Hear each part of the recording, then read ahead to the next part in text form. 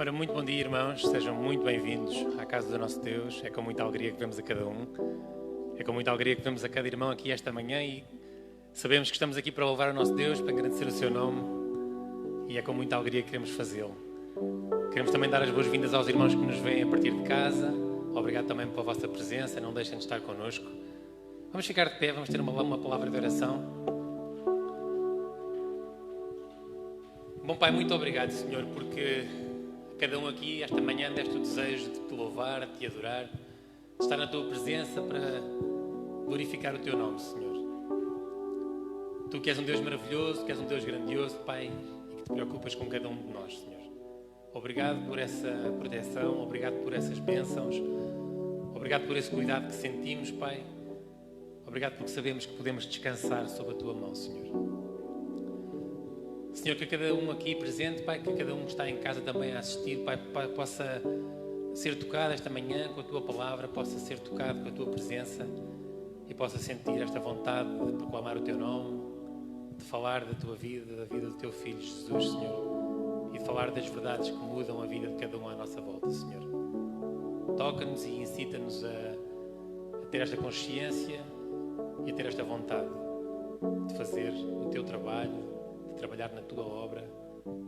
Senhor, que esta manhã, Senhor, que possamos louvar-te todo o nosso coração, que possamos adorar-te, é o que te pedimos em nome de Jesus.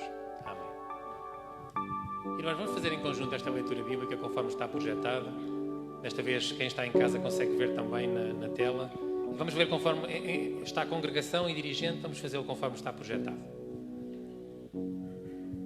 Bendize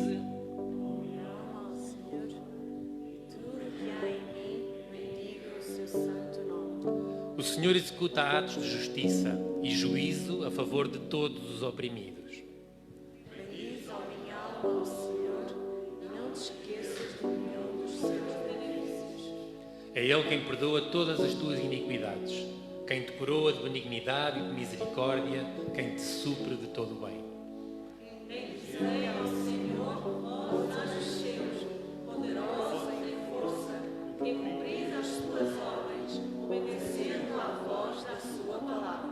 Senhor estabeleceu o seu trono nos céus e o seu reino domina sobre tudo. Bendizei ao Senhor, vós todos os seus exércitos, vós ministros seus, que executais a sua vontade. É de eternidade a eternidade a benignidade do Senhor sobre aqueles que o temem, e a sua justiça sobre os filhos dos filhos, sobre aqueles que guardam o seu pacto, e sobre os que se lembram dos seus preceitos para os cumprirem. Bendizei ao Senhor, Vós todas as suas obras, bendize, ó minha alma. Vamos ver novamente. Bendizei ao Senhor, vós todas as suas obras, bendize, ó minha alma, ao Senhor. É o que vamos cantar nesta primeira música. Bendize, ó minha alma, ao Senhor. Louva-o em todo o seu esplendor. E fazemos-lo porquê? Porque não há como estar na sua presença e ninguém se compara ao nosso Deus. Ele dá-nos gozo, dá-nos conforto, é a nossa paz e a nossa segurança. Ninguém se compara a ti, ó Deus. Bendiz minha alma ao Senhor, louva-o em seu esplendor. Nada há como estar em tua presença, ninguém se compara a ti. Gozo e conforto me dá, vida e esperança. És minha paz, minha segurança, ninguém se compara a ti. Meu desejo és tu, minha canção é para ti. Meu coração anseia se entregar a ti.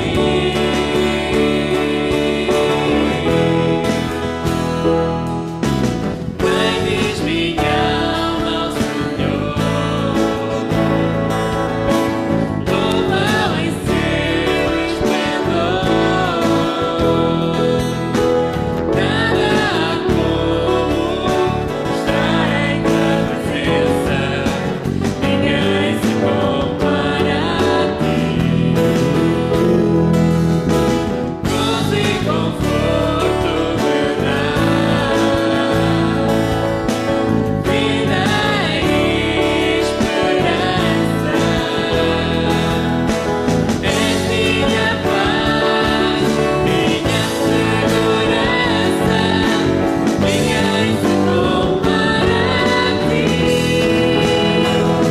O meu desejo és tu, minha canção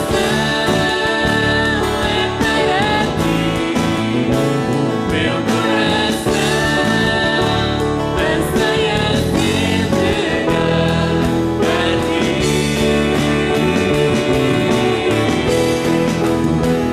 O meu desejo és tu, minha canção é para ti. Meu coração anseia se entregar a ti.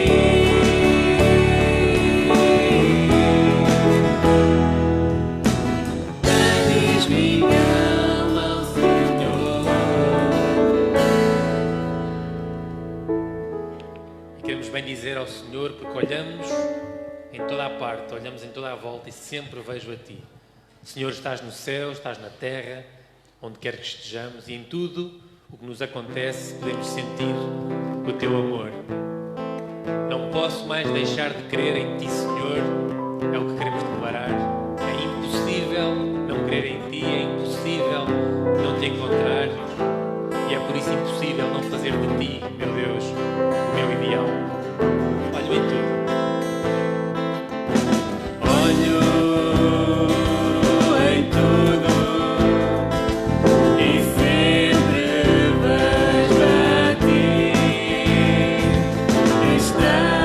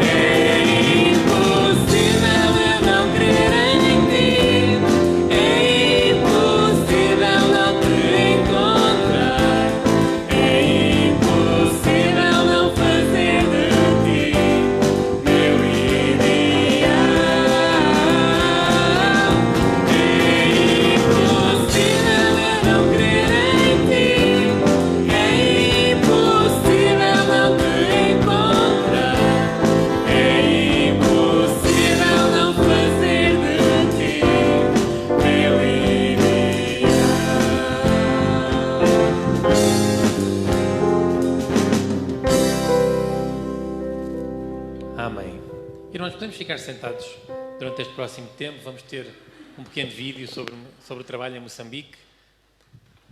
Vamos então assistir.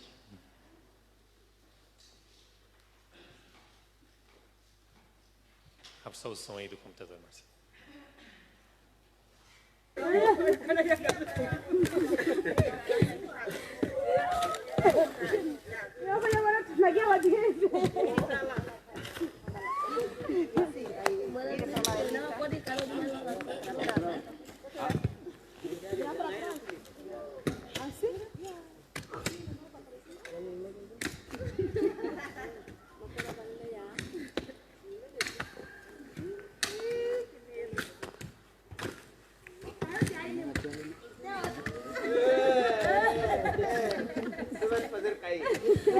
Depois vai.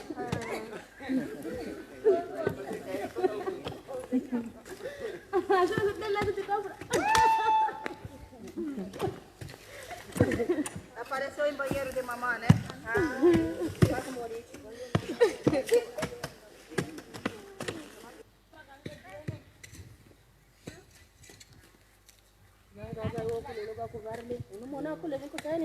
Todas as semanas temos recebido alguns vídeos dos irmãos lá em Moçambique.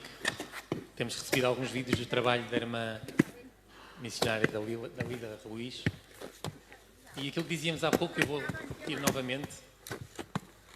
Da mesma forma que a irmã ali está a ensinar-nos a tratar a terra, a preparar a terra, a mensagem que queremos passar para lá também é que a mesma coisa tem que ser feita relativamente à palavra do nosso Deus. A terra não está sempre pronta, muitas vezes temos que remover os paus e as pedras e cavar ali a terra primeiro, para que depois possa receber a semente e ela possa germinar. E o apelo que eu queria deixar aos irmãos é que continuássemos a apoiar Moçambique. Não se esqueçam de Moçambique nas vossas orações. Não se esqueçam de Moçambique em cada vez que pedimos alguma contribuição, alguma ajuda em alguma coisa, possamos continuar a apoiar este trabalho lá. É um trabalho do nosso Deus, do qual temos o privilégio de participar, Projeto Quem do qual Planta temos o Colhe. privilégio de estar a dirigir. A verdade é exatamente essa, é que precisamos preparar a sementeira para a semente, para que ela possa germinar. E esse trabalho está a ser feito lá também com a nossa ajuda. Manelo, E pedimos por isso como está? que cada um dos irmãos se possa envolver. Enquanto entoamos o próximo hino do nosso cantor cristão, aliás, do nosso HCC, o número 137, porque vivo está, vamos fazê-lo de pé. Vamos só ficar de pé e antes disso vamos ter uma palavra de oração e orar por este trabalho em Moçambique.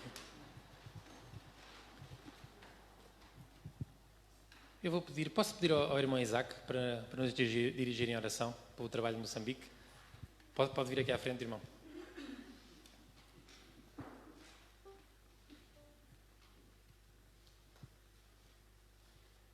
Obrigado. Graças damos, Senhor, pelas tuas bênçãos maravilhosas na nossa vida, pela tua misericórdia para conosco, miseráveis pecadores, nosso Deus, que todos os dias te desagradamos. Nosso Deus, pedimos a tua bênção para esta igreja, pedimos a tua bênção para as pessoas que têm a responsabilidade da direção, pedimos também a tua bênção para o trabalho em Moçambique. Tu cuides das pessoas que estão ali, das crianças, das pessoas que dirigem, tudo possa correr segundo o teu plano, Senhor. E que no nosso coração também haja o desejo de sustentar e apoiar aquela obra que é tua, Senhor. Pedimos a tua bênção, pois, para cada um também dos presentes aqui.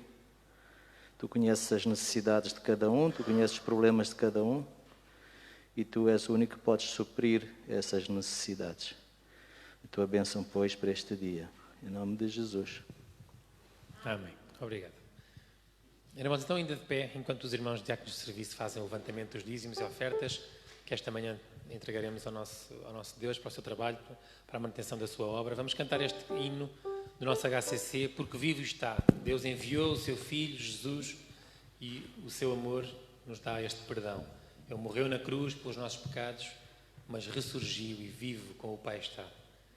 E porque está vivo, o amanhã nós podemos enfrentar. Sim, vivo está, não temerei, pois eu bem sei que é dele o meu futuro e a vida vale a pena. Porquê? Porque Cristo vivo está.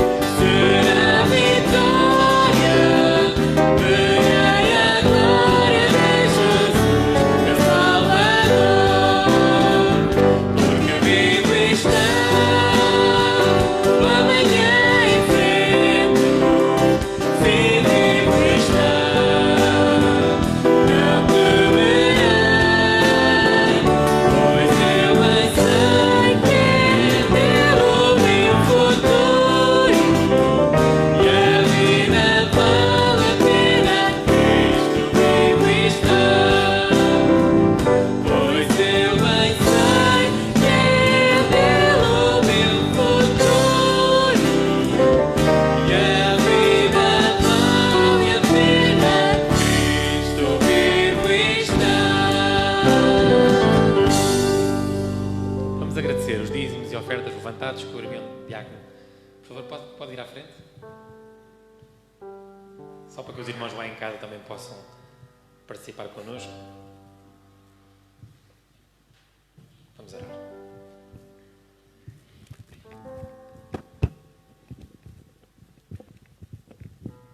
Oh meu Deus, meu Senhor, meu querido Deus e amado, aqui estamos nós nos teus átrios e uma vez mais hoje, Senhor, para te louvar, para te engrandecer o teu nome, para vermos aquilo que a tua palavra tem para nós, para que nós também possamos continuar a crescer espiritualmente na tua palavra e em tudo aquilo que é bom para cada cristão, na tua presença, Senhor. Obrigado, nosso Deus, porque tu tens sido com todos os teus filhos, tens-os guardado até este momento, porque tu te compadeces e tens misericórdias aos milhares para aqueles que te amam. E nós estamos aqui porque tu nos amaste e nós também te queremos amar. Obrigado, nosso Deus, pelas ofertas que foram levantadas agora por entre o teu povo, para que, nosso Deus, possa haver sempre o necessário para que esta casa de oração, com tudo aquilo que nela é feito, possa ser sustentável, Senhor. E assim nós abrimos os nossos corações, dando um pouquinho daquilo muito que tu nos dás. Aceita, Senhor, a nossa gratidão e ser com todo o teu povo hoje no teu dia. É o que te pedimos e agradecemos, já em nome e pelo amor de Jesus Cristo. Amém. Amém. Obrigado. Irmãos, ainda de pé, vamos fazer esta leitura bíblica que está em Deuteronômio e depois também em João. E diz assim: Andareis em todo o caminho que vos ordenou a Senhor vosso Deus, para que vivais e bem vos suceda, e prolongueis os vossos dias na terra que haveis de possuir. O Senhor, pois, é aquele que vai adiante de ti. Ele será contigo, não te deixará, nem te desamparará. Não temas, nem te espantes. Então Jesus tornou a falar-lhes, dizendo: Eu sou a luz do mundo, quem me segue de modo algum andará em trevas, mas terá a luz da vida. Este cântico que vamos entoar de seguida diz: O Senhor marchando está. É um cântico de vitória. Conseguem imaginar o Senhor Jesus à frente do seu exército e do seu povo, marchando? Nada nos poderá fazer parar, porque o nosso capitão é Jesus. Cantai a sua vitória, exaltai aquele que venceu. O nosso capitão é Jesus.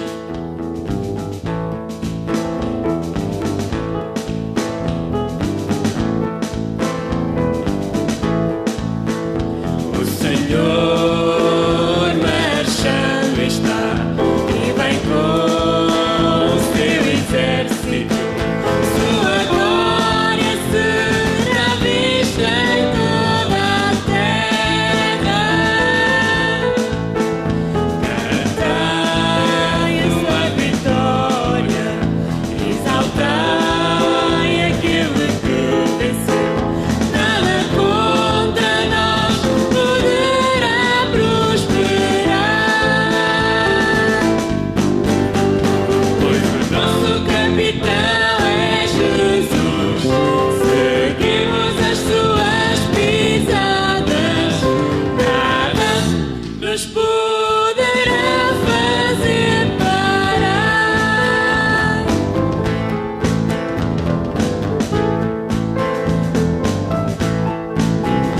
Nós marchamos com o Messias, a vitória está em suas mãos. Marchemos possuindo a nossa terra. O Senhor marchando está e vem com o seu exército. Sua glória será vista em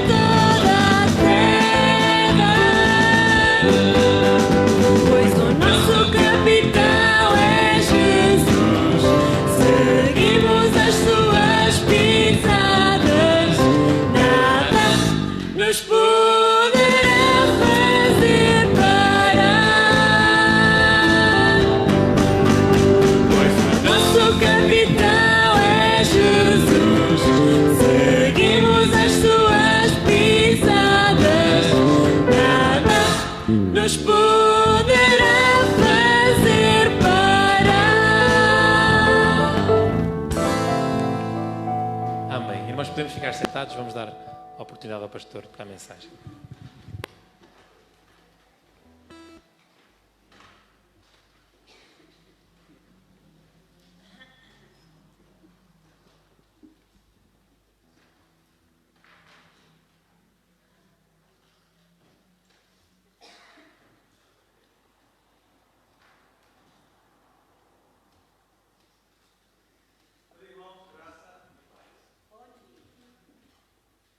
Abramos nossas Bíblias na carta de Paulo aos Colossenses. Saúdo também os irmãos que estão em casa, nos assistindo no seu telemóvel, no seu portátil. Que o Senhor possa falar a todos nós, os que estão presentes e os que estão a nos assistir pela rede social. Colossenses, capítulo 2, nós vamos tentar, se o tempo nos permitir, caminharmos do versículo 8 até o versículo 23. Então, para que não haja prejuízo no nosso desenvolvimento de raciocínio, a gente vai trabalhar por tópicos, que foi a intenção de Paulo quando ele escreveu essa parte da carta. Entretanto, é importante fazermos uma rápida introdução na carta de Paulo aos Colossenses, para que os irmãos entendam o contexto do texto em que a gente vai estar se atendo a ele. Lembremos que, a essa altura, Paulo estava preso numa prisão domiciliar, e Paulo recebe a visita de Epáfras. Epáfras era o ministro, era o pastor da igreja de Colossos, e Epáfras estava recebendo muita pressão de um grupo chamado mestres, ou os falsos mestres, ou o grupo que iria começar um movimento chamado gnósticos, ou o grupo dos que detêm o conhecimento. O gnosticismo é aquele que detém o conhecimento, pelo menos assim eles acreditam. E Paulo recebe... Tem uma água aqui? Essa não posso. Se alguém puder me ajuda, por favor. Então, Paulo ele recebe a visita de Epáfras, e Epáfras diz: olha, Paulo, tem um grupo de pessoas lá e dizendo que o que eu estou pregando não é suficiente para a salvação das pessoas. E esse grupo diz que, de fato, Jesus trouxe uma mensagem, mas ela não é completa. Jesus entregou a metade da mensagem de Deus, e que o restante dessa mensagem está com eles, detém a eles. E eles fundamentam isso numa série de exigências, uma série de comportamentos das quais eu não consegui combatê-los. Lembremos que Epáfras era filho da fé de Paulo. Paulo nunca tinha andado em Colossos, nem tampouco em Laodiceia, nem tampouco em Herápolis, que era uma tríade de cidades que fazia parte da província de Éfeso. Éfeso era a capital do Vale do Lico. E Paulo não tinha ido ainda em Colossos, porque Colossos era uma igreja pequena, que havia há pouco sido plantada, e, portanto, não tinha, do ponto de vista de estratégia, grande relevância. Então, Paulo tinha priorizado, na medida do possível, igrejas mais estratégicas em centros que pudessem irradiar o pensamento. Então, Paulo chega em Éfeso, planta a igreja de Éfeso, e a partir de Éfeso se irradia o evangelho, e outras cidades começam a receber essa mensagem, como foi o caso de Colossos. E Epáfras começa a se preocupar, e sai de Colossos e vai até Roma, e dizer: olha, Paulo, está acontecendo isso. E essas pessoas, esses gnósticos, eles começavam a exigir uma série de comportamentos, uma série de posturas, de adorações dos cristãos, e era um sincretismo, porque eles misturavam o gnosticismo, o judaísmo, o cristianismo, o dualismo neoplatônico, que a gente vai trabalhar um pouco mais na frente, e a filosofia helenista. Então, era uma mistura. No Brasil, a gente diria que é um balaio de gato, era muita coisa ao mesmo tempo, porque eles diziam que entre nós, que recebemos a mensagem de Jesus, e Deus, havia ainda um platô em que a gente precisava galgar, e havia uma hierarquia para isso. E para que isso pudesse acontecer... Obrigado, irmão.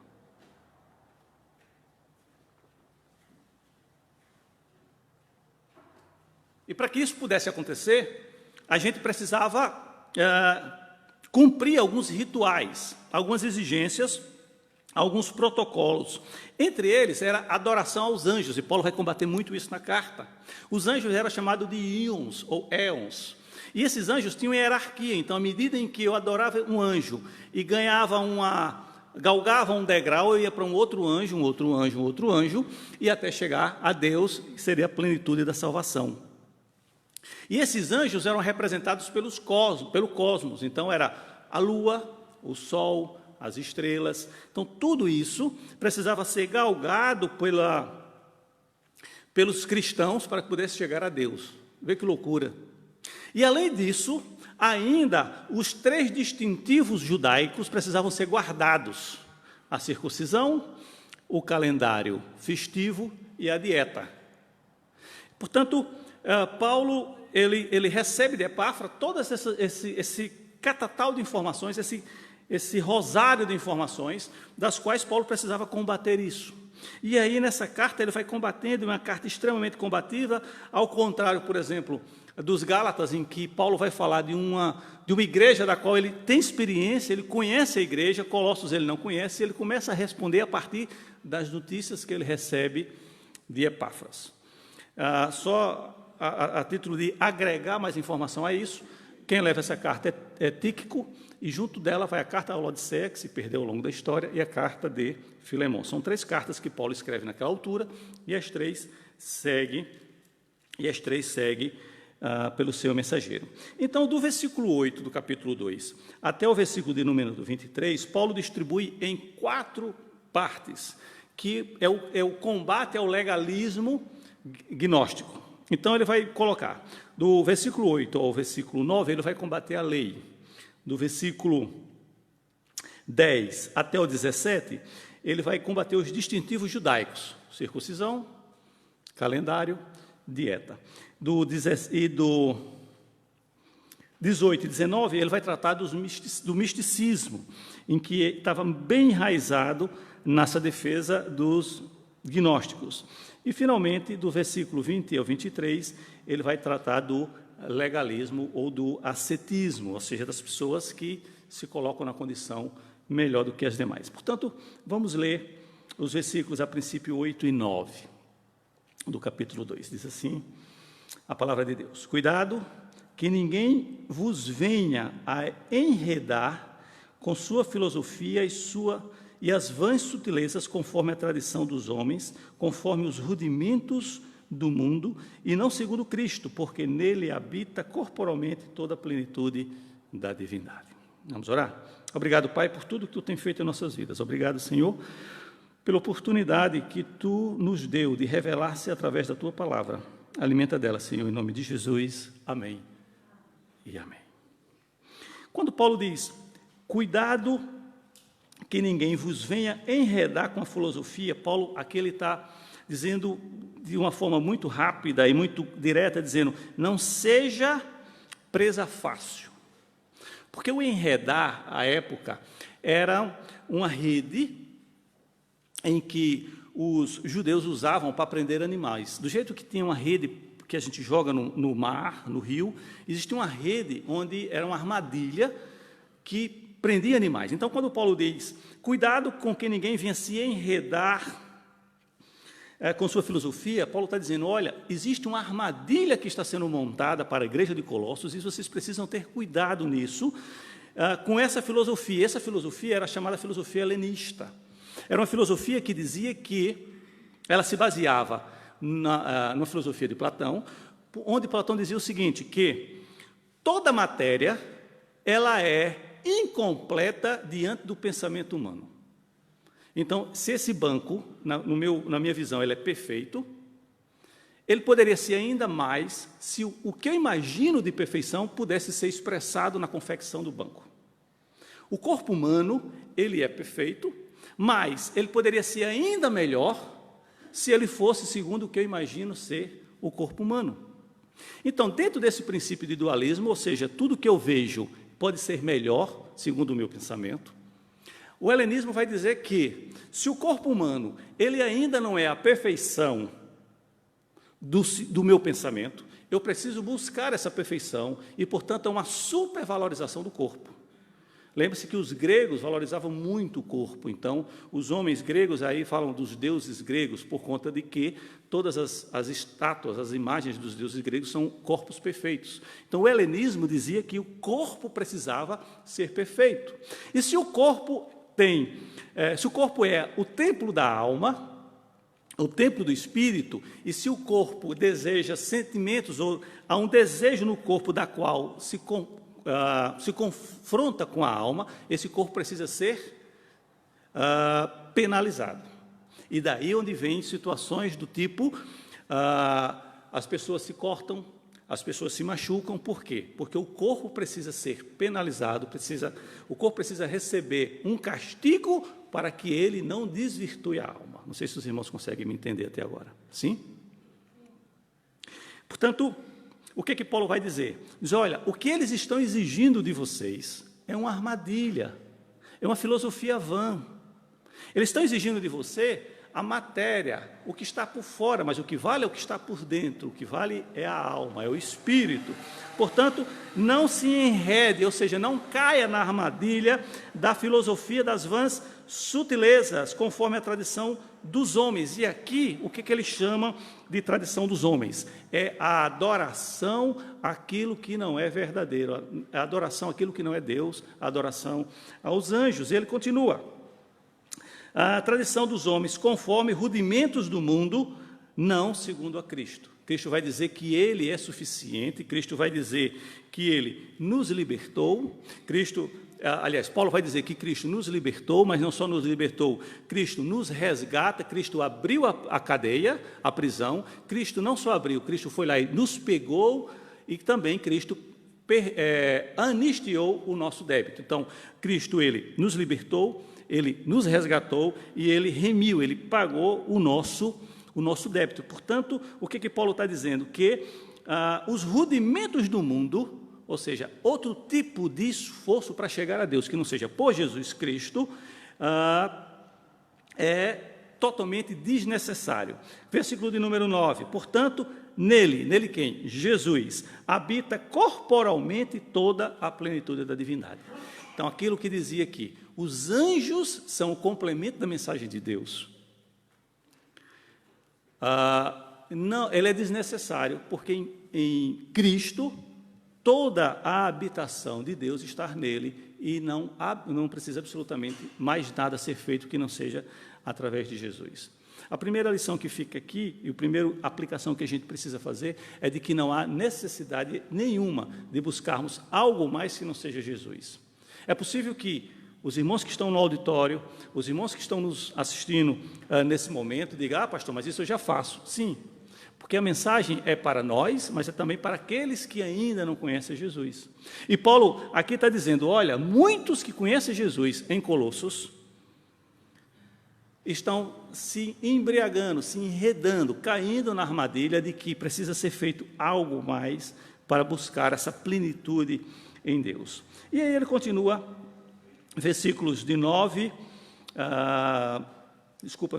10 a 17. E aí eu quero que os irmãos, se for possível, me acompanhem, que é uma leitura um pouco maior. Diz assim, também nele está aperfeiçoado, ele é o cabeça de todo o principado e potestade. Nele também foste circuncidado, não por intermédio de mãos, mas do despojamento do corpo da carne, que é a circuncisão de Cristo. Tendo sido sepultado juntamente com ele, no batismo, no qual igualmente foste ressuscitado, mediante a fé, no poder de Deus que o ressuscitou dentre os mortos.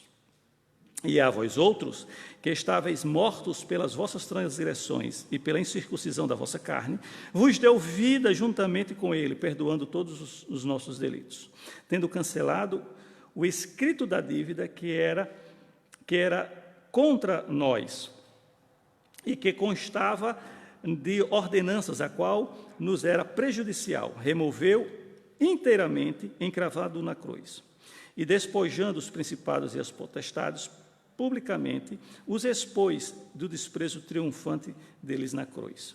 Eu vou ficar por aqui, para a gente tentar dissecar um pouco esse texto, e a gente continua a partir do versículo de número 16. O que Paulo diz? Olha, Paulo já está dizendo que Em Jesus há a plenitude da divindade, portanto, não precisa ser feito absolutamente mais nada que não seja em Jesus. E ele vai dizer, também nele está aperfeiçoado. Ele é o cabeça de toda a potestade. O que é que nós conhecemos potestade? Potestade são os anjos, são os espíritos. E essas pessoas estavam dizendo que os colossenses precisavam adorar anjos, ou seja, adorar os astros para que pudesse chegar a Cristo. Ora, Paulo está dizendo, se Jesus é a cabeça de todos os anjos, por que devemos adorá-los? Não há sentido se ele é superior. Então, se Jesus é superior à potestade, se Jesus é superior aos anjos, portanto, Jesus é que cabe, é que nós devemos adorá-lo. Não há sentido nenhum, porque nele, e aí Paulo continua no versículo de número 11, nele também foste circuncidado, não por intermédio de mãos, mas do despojamento do corpo da carne, que é a circuncisão de Cristo. Os irmãos sabem que havia, e ainda hoje o judeu tradicional, o judeu mais ortodoxo, ele ainda praticam a circuncisão. O rabino, via de regra, tem uma unha maior, pelo menos na época de Paulo, hoje nem tanto, evidentemente por conta da higiene e dos cuidados de saúde, mas o rabino na época tinha uma unha um pouco maior, essa unha era afiada, era quase que uma lâmina. E essa unha é que era usada para cortar o prepúcio, para fazer o que nós conhecemos por operação de fimose, ou seja, a circuncisão. E Paulo vai dizer o seguinte, que nele, Jesus, não foste circuncidados, não por intermédio de mãos. Lembremos que Colossos não era uma cidade judaica. Então, as pessoas não foram circuncidadas por mão do rabino, mas elas foram circuncidadas por Jesus.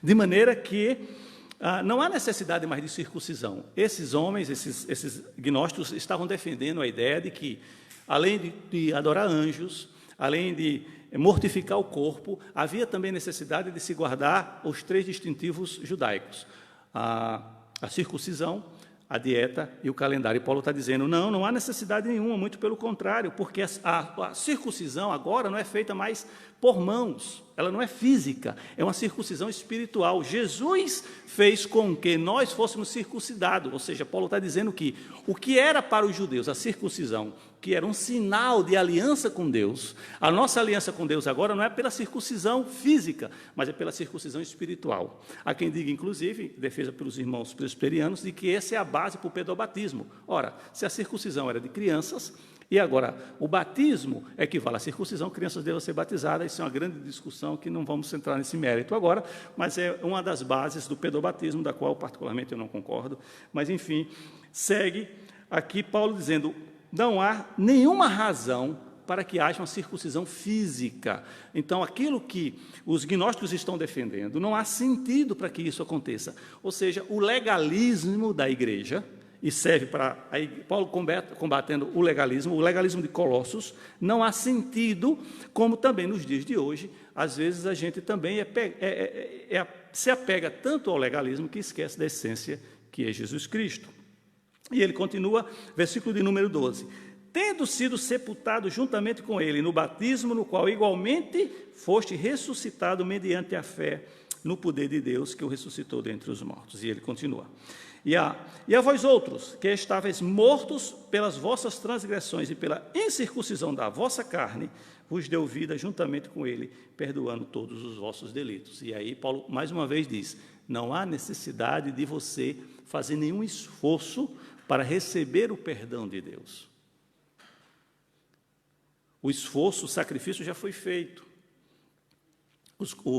Havia uma exigência dos colossenses para que mortificasse o corpo, porque o corpo desvirtuava a alma, o espírito. E Paulo está dizendo, não há absolutamente nenhum sentido nisso, porque esses delitos que porventura você acredita que possua, Deus já o libertou através de Jesus Cristo. E ele continua, tendo cancelado. E aqui cancelado, Paulo vai buscar um texto que tem Isaías 43, quando diz que Deus tem prazer em perdoar o pecador. Portanto, se Deus tem prazer em perdoar o pecador, e o perdão se dá pela confissão, não há necessidade de nenhum esforço humano para que isso aconteça. E ele diz, tendo cancelado o escrito da dívida que era contra nós e que estava na ordenança, a qual nos era prejudicial, removeu inteiramente e encravando-a na cruz. Esse é um dos textos mais complexos, ou talvez esse é um dos mais complexos de Colossenses e um dos mais complexos talvez da Bíblia, particularmente do Novo Testamento, porque Paulo está dizendo aqui que Deus cancelou a lei. A lei foi cancelada. Há um texto quando diz assim, Jesus vai dizer que não veio revogar a lei, mas ele veio cumprir. E algumas pessoas se apegam a esse texto acreditando que esse texto é Jesus dizendo que precisa cumprir a lei no sentido civil. Mas o que Jesus está dizendo é que a lei é o próprio Jesus. Jesus é a lei. Então, quando Jesus diz, eu vim cumprir a lei, ele é o cumprimento da lei. A lei era um norte, era um aio, era um caminho que levava todos que o cumprissem a Jesus. Quando Jesus vem e se apresenta, a lei se cumpriu, ela se cumpriu em Jesus. Então, em Jesus, ela é concluída. Não é que Jesus cumpriu a lei como a gente lê, mas ele é o cumprimento da lei. O próprio Jesus é a lei. Então, quando Paulo diz aqui que era contra nós que constava a ordenança, o qual nos prejudicou e removeu. Jesus remove essa lei, Jesus remove os mandamentos. A Torá vai falar em 613, pelo menos é o que a gente lê, eu nunca contei, mas fala em 613 leis, algumas inclusive aos nossos olhos absurdas, mas o fato é de que Jesus, ele cumpre a lei, no sentido de que ele é o cumprimento da lei, de maneira que não há mais necessidade de submeter a essa lei, porque a lei existia até a chegada de Jesus. Quando Jesus chega, ele dá para nós uma nova lei, resumida em 2 pontos. Amar a Deus sobre todas as coisas e ao próximo como a si mesmo. Portanto, Jesus ele anula a ação do diabo em relação a nós. Porque a lei era um instrumento em que o diabo tinha para nos acusar. O diabo chega para Deus, imaginemos essa cena, e diz assim, olha, está vendo o teu servo Alírio, está vendo o teu servo Cátia, teu servo Antônio? Olha, ele não está cumprindo a lei. Aí Deus vai dizer, não, mas a lei não precisa ser cumprida. O que precisa agora é confessar Jesus. Os falsos mestres estavam exigindo que o povo de Colossos cumprisse a lei. Paulo está dizendo, não, a lei foi concluída em sua máxima em Jesus. De maneira que a lei não pode ser mais um acusador para o cristão. Porque Jesus cumpriu a lei e fez com que, a partir de então, a lei não mais fosse referência, mas a referência passa a ser Jesus.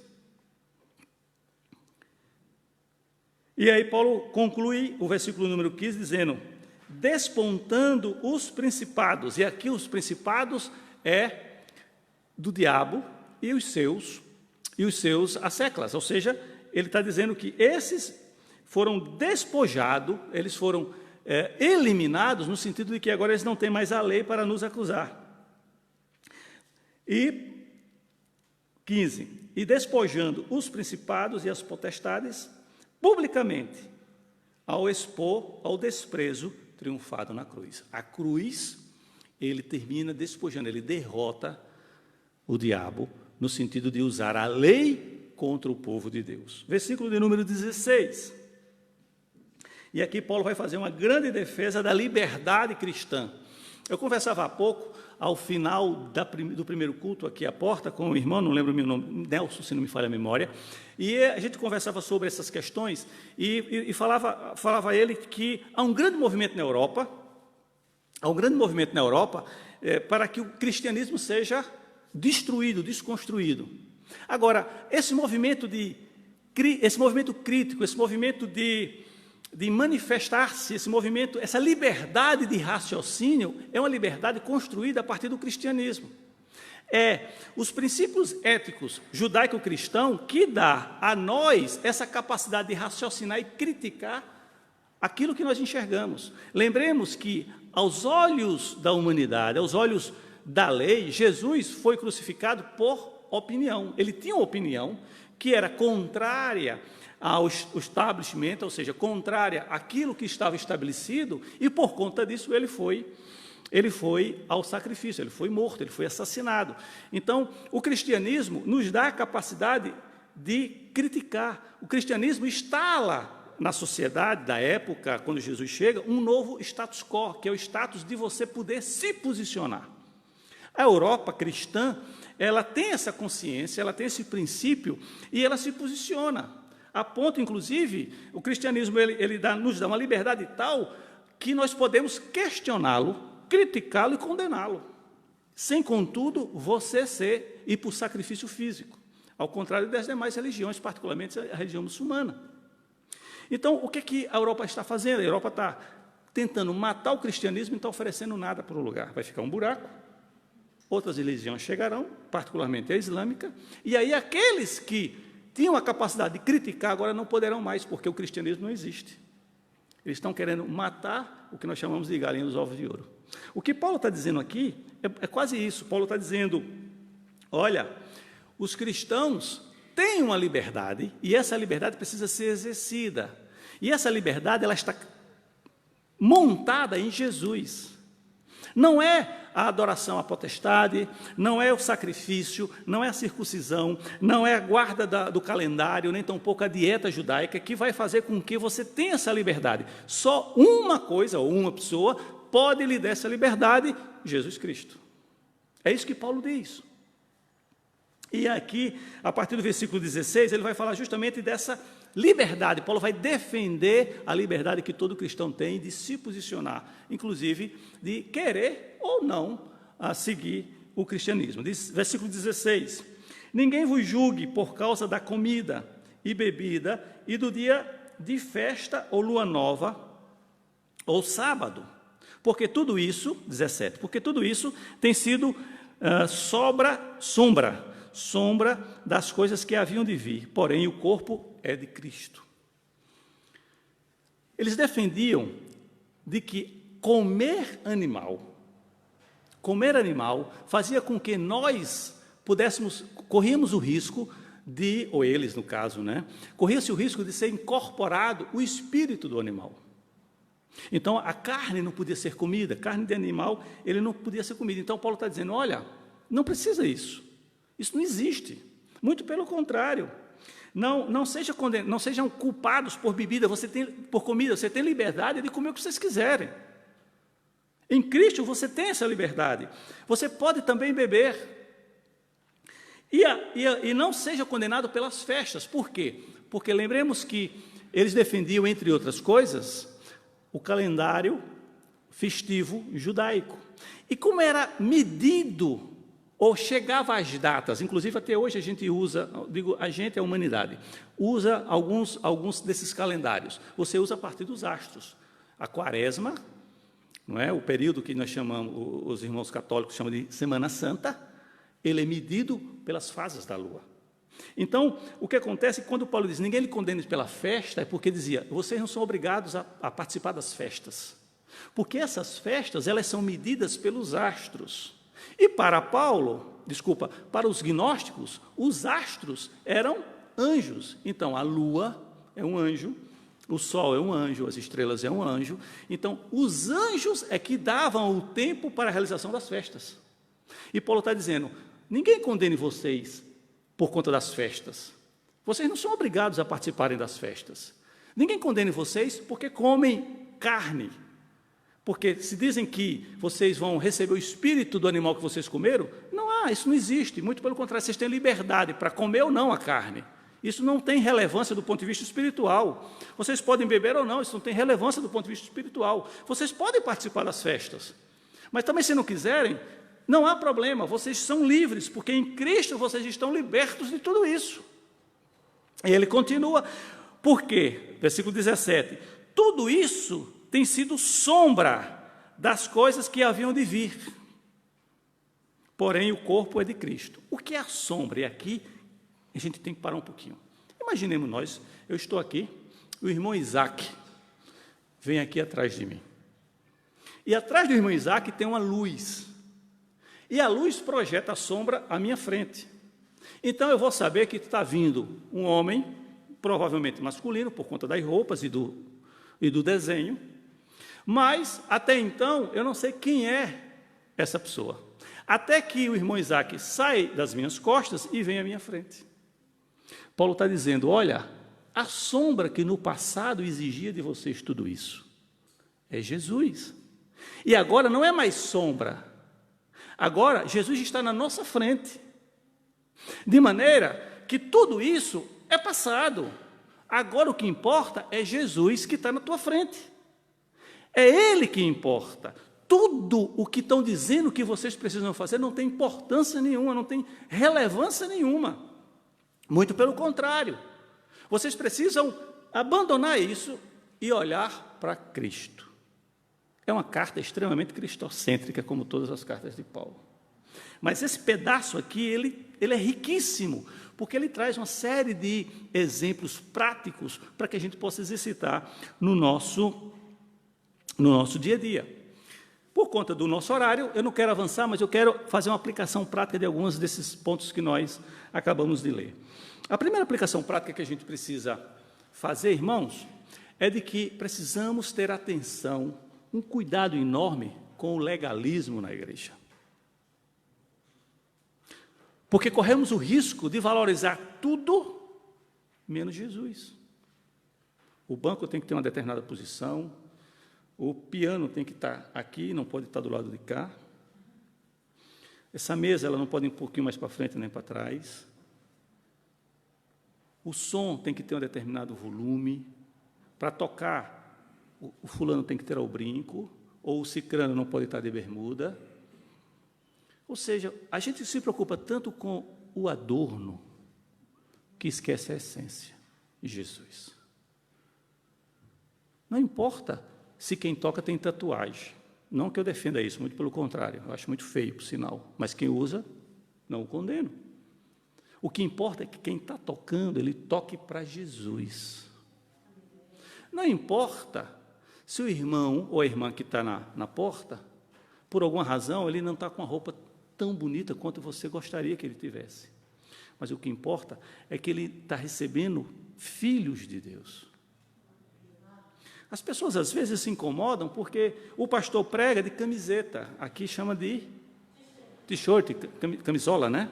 T-shirt. O que adianta? Ele está todo bonito do ponto de vista físico e, no entanto, o coração está cheio de amargura. O legalismo que tem tomado de conta das igrejas, e eu não estou falando desta igreja, estou falando de forma genérica, tem matado o cristianismo na Europa. Paulo ele condena o legalismo de tal forma nessa carta que, quando eu terminei de estudá-la, é como eu tivesse levado um tapa no rosto, na verdade, um soco no estômago. Porque eu disse, meu Deus, como eu sou um hipócrita? Porque algumas coisas que eu entendia que tinha valor, a gente observa que não, porque a gente começa a olhar para tudo isso e esquece Jesus. Esquece a essência. Esquece Jesus. Eu queria ter a oportunidade de, um dia, talvez, a gente estudar com a igreja essa carta, porque ela é fantástica. Nós precisamos, irmãos, guardar no coração esse esforço de saber o que de fato importa na igreja. Por que você está aqui? Por que eu estou aqui? Por que você gastou um determinado tempo do seu dia parado à frente do telemóvel ou do seu portátil ou do seu computador para estar me ouvindo? A razão de você estar aqui é o quê? É porque domingo de manhã não tem o que fazer? É porque isso já virou uma rotina de tal forma que é um padrão, você já acorda no domingo sabendo que tem que ir para a igreja? Se for isso, é perda de tempo, você está gastando energia à toa, vai para uma sardinhada. A razão principal aqui é Jesus. É ouvir a palavra de Jesus. Essa é a razão. Agora, se a gente tem um templo refrigerado, confortável, que nos recebe da melhor forma possível, louvado seja Deus, mas essa não é a razão. Se temos um louvor de música perfeita, o som quase que de CD, louvado seja Deus. Mas se tiver só um irmão tocando violão desafinado, louvado seja Deus, porque o que importa é que se adore a Deus em espírito e em verdade. E o espírito aqui é consciência, não é? É um espírito com E minúsculo. É um espírito com E minúsculo. É a consciência, é a noia. Então, quando Jesus diz à mulher, diz, olha, o que importa é que você adore em espírito, ou seja, você precisa ter consciência do que você está adorando. Não é a música que você tem que adorar. Não é o pastor quem prega aqui que você tem que adorar. Não é isso aqui que você tem que adorar. Por conta da lei municipal, esse prédio não pode vir abaixo. Mas, se ele puder vir, não vai mudar em nada a fé de cada um de nós, porque ela não é baseada nesse templo. Ela é baseada em Jesus. Então, onde você está, Jesus está, porque você tem o Espírito Santo. O que Paulo está dizendo é isso, é de que, olha, o legalismo precisa ser desconstruído, derrubado, eliminado da vida do cristão, para que nós possamos olhar de fato para quem interessa, Jesus Cristo, em quem tem a plena divindade e só Ele, e absolutamente Ele. Portanto, irmãos, que nós possamos guardar esse sentimento de que esses homens que tentaram interferir em Colossos, que tentaram impor uma nova lei em Colossos, um sincretismo, eles queriam fazer com que as pessoas seguissem determinadas doutrinas, das quais não tinha absolutamente nada com o cristianismo. Que a gente possa entender e ter a consciência de que nós precisamos combater isso. Nós precisamos combater na nossa igreja e combater fora da igreja. Porque se a gente ficar só também no nosso arraial, não seremos nunca sal na vida de outras pessoas. Que a gente possa se policiar para que não permitamos que isso possa, porventura, vir a acontecer. Que o Senhor tenha misericórdia da vida de cada um de nós. Vou começar pela minha. Vamos orar? Obrigado, Senhor, por tudo que tem feito em nossas vidas. Obrigado, Senhor, porque a Tua palavra nos exorta, a Tua palavra nos ensina, a Tua palavra, Senhor, nos mostra como de fato devemos Te adorar. Obrigado, Senhor, porque Tu nos deu a liberdade de entendermos a Tua palavra e dela fazermos uso como manual para as nossas vidas. No nome de Jesus. Amém. E amém.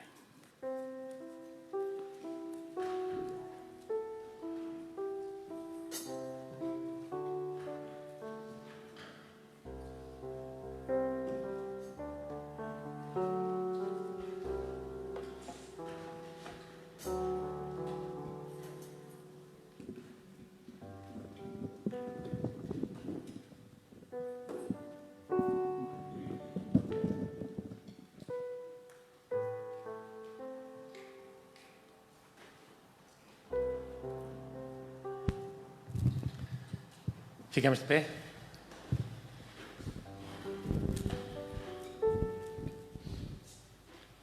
Então que seja de consciência mesmo que adoramos este Deus do universo e de toda a criação. Tu reinas sobre os céus e sobre a terra. Glória a Ti e adoração. Deus, Tu que és maravilhoso, que és Criador, Tu és santo.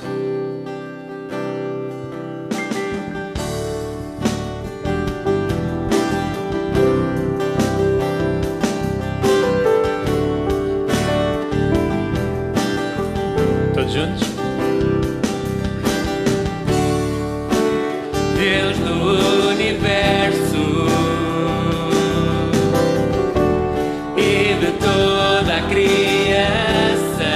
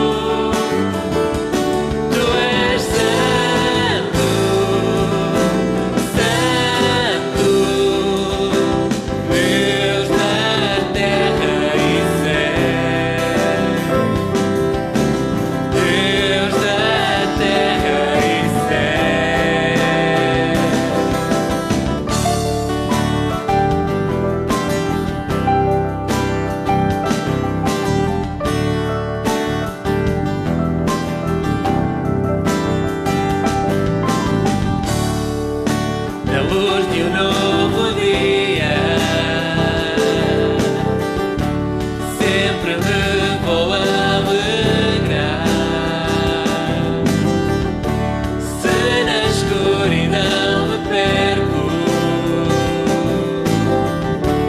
pelo teu nome eu vou clamar.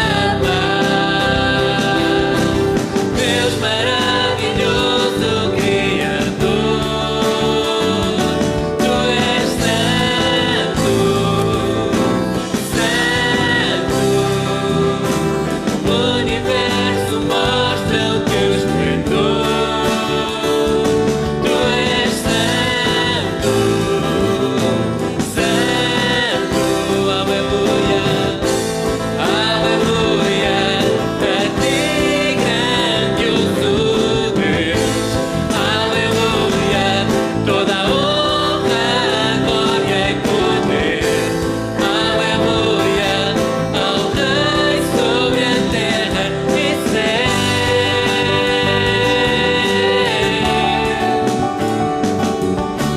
Deus maravilhoso, Criador,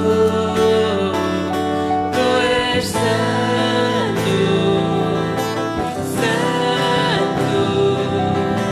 O universo mostra o teu esplendor. Tu és santo, santo.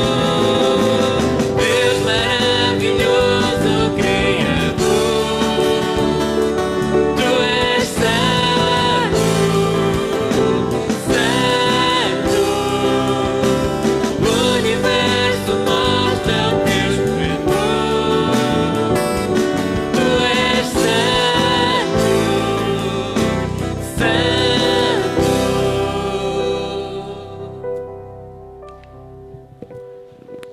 Vou pedir ao pastor Elírio que possa despedir-nos em oração.